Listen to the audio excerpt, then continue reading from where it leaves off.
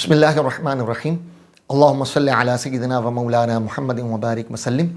تمام دیکھنے اور سننے والے ناظرین و سامعین السلام علیکم ورحمۃ اللہ وبرکاتہ۔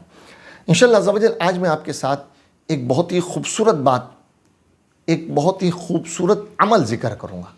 اللہ تعالیٰ قرآن پاک میں ارشاد فرماتا ہے وَقُلْ رَبِّ ارْحَمْهُمَا كَمَا رَبَّيَانِي صَغِيرًا، اے میرے رب میرے ماں باپ پر رحم فرما جس طرح انہوں نے مجھے بچپن میں پالا۔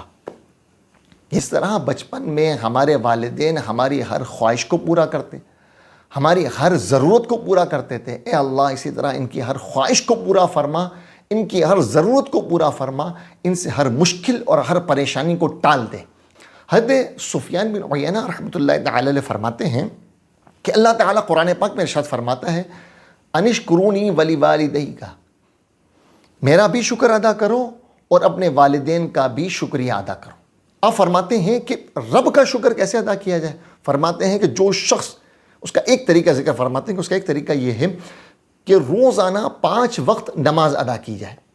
جو روزانہ 5 وقت نماز ادا کرتا ہے، ویسے بھی یہ فرض ہے ہر حال، تو فرمایا کہ جو 5 وقت کی نماز ادا کرتا ہے گویا کہ وہ اللہ تعالیٰ کا شکر ادا کرنے میں کامیاب ہو گیا۔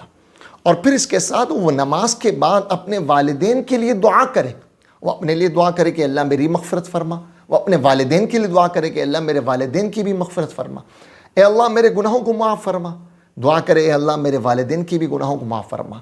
ہم ہر نماز کے بعد ان کے لیے دعا کریں گے تو یہ ان کا بھی گویا کہ شکریہ ادا ہو جائے گا۔ تو یہ بڑا خوبصورت عمل ہے، اس کو شروع کریں، انشاءاللہ اس کی برکتیں ہمیں نصیب ہوں گی۔ جو والدین کو اپنی دعاؤں میں یاد رکھتا ہے، جو اپنے والدین کو ہر عمل میں یاد رکھتا ہے، اللہ تعالیٰ اس کے ساتھ رحم والا معاملہ فرما دیتا ہے۔